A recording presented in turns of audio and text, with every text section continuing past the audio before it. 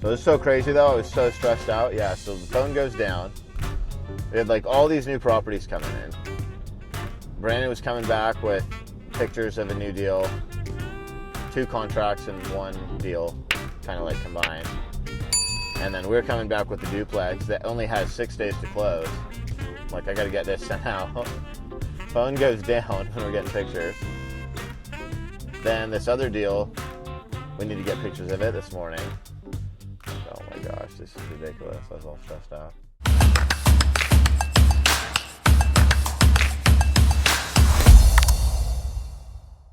I wasn't actually planning on getting a new phone. The 11 Pro Max was fine until the new one came out, at least.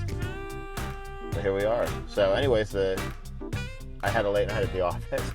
I got back to the office at like, gosh, because I had to go all the way to the other side of Phoenix, basically, to pick up the phone. Because there was only 3 in the state available, and they were all like super far.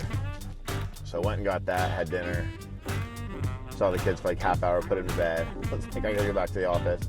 And Apple Care was worthless. So apparently I had Apple Care, but not the Apple Care Plus that covers theft and loss. I would have never got insurance and not got theft and loss. If I'm getting insurance on something, it's because I know that I'm an increased liability myself, and it's a good gamble. Otherwise, I'll self-insure myself.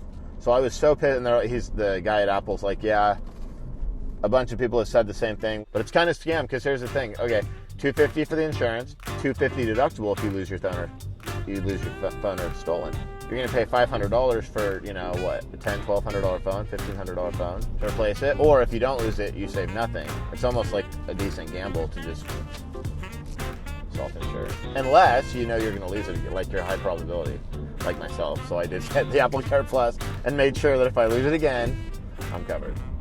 We showed in Crush City last week. That was my second rental property, and it's a piece of shit. Beep. And we crushed it on the sale, and then I was like, all right, well now I've got like 50 G's coming in, and I'm like, I can leverage that to buy more property, or probably the best move. So this duplex comes in, and I like the duplex.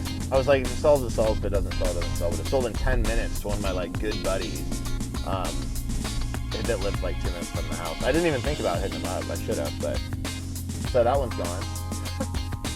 Phone experience, all that, but Crush City on the duplex.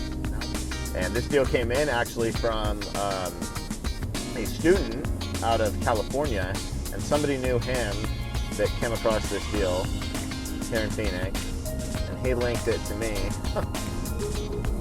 And I underwrote it, and I said, yeah, that's a deal. So it was a referral. We inked it. They have a realtor involved, but it's off market, and we were able to get a great deal on it. It looks like it's going to be really clean, so I'm excited to see it here. We already saw some pictures that they had sent over to those guys that referred the deal.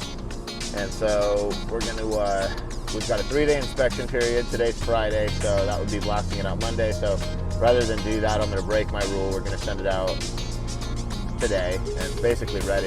We'll add the pictures in, get them uploaded after we take them right now. I will update the bullet points in my sales copy now that I'll have seen the property, make sure it's optimized. Get cash buyers drooling and snag that deal right away. And guys, if you need the best cash buyers list in the world, you'll be doing exactly what I do and what I've done forever, and it's amazing. Just click this link right up here. And with that, you'll literally, half the deals I sell right now go to repeat buyers, and that's in a market where I've been for 10 years. Half the deals that I sell right now go to somebody I've never done business with. And again, I've been doing this for 10 years. So that's how powerful that list is. That's amazing, and it's what I've used for about 5 years now. It's just make more money on deals, get deals sold faster, be able to dictate your terms better as the seller, wholesaler.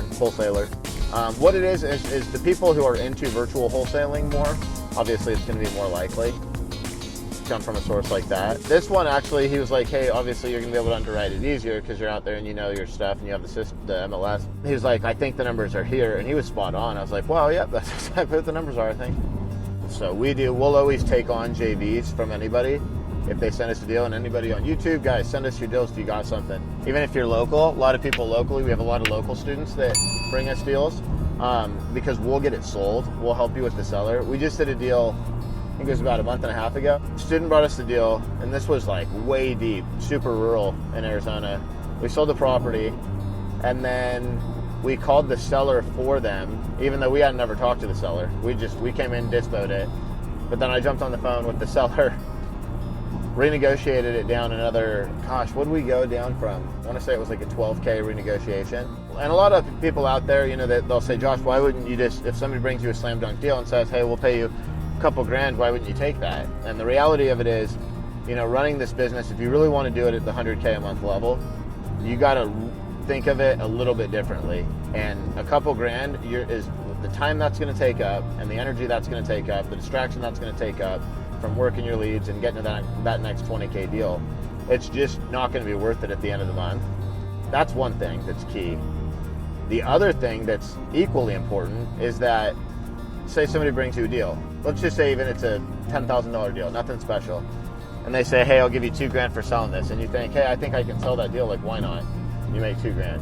And then the next deal they can't get sold. They're doing everything, and they bring you this deal at the last minute and they say, hey, can you get this sold? And it's a whale. You get it sold for 40 grand and you make $2 grand. You would have still got that 40 grand deal and you would have made 20 on it if you did it that way. The other deal you would have made 5 on, or let's say you don't get that deal. So point being, you know, how many deals is it going to take at $2 grand? And this is the same thing even with your paid leads, your marketing leads, or if you're out there, you know, grinding and banging and knocking on doors and making cold calls and really doing a lot of prospecting. Oh, we can get the carpool in. It really doesn't matter where you're getting your deals from, but it takes a lot of small deals to make what you can make on just one good deal. So that's so fundamental for wholesaling. Like the thing is really the equation to get to 100K. We have a video, we can probably put that up right here, that talks about that. It's like the equation to get to 100 grand a month. It's not that hard.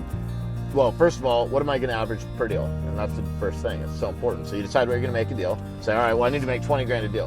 Okay, I'm going to make 20 grand a deal. How many deals do I need to make 100 grand this month? I need 5 deals. Okay, well, if I need 5 deals, how many leads do I need to get 5 deals?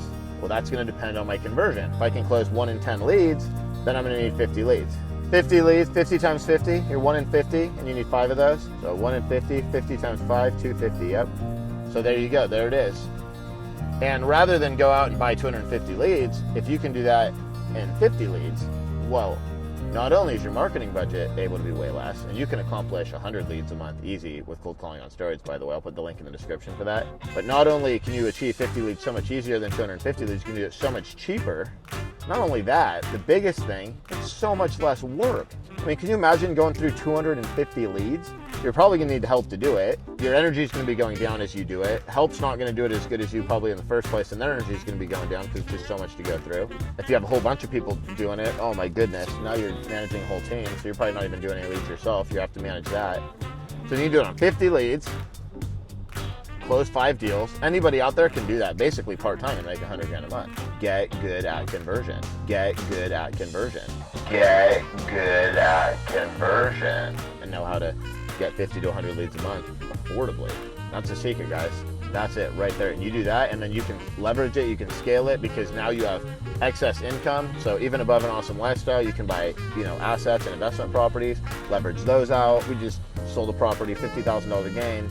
We can roll that. We can buy up to 3 properties pretty easily. 20 grand down, 20 grand down, 10 grand down. It's all tax-free. We don't have to pay any capital gains on the one we sold.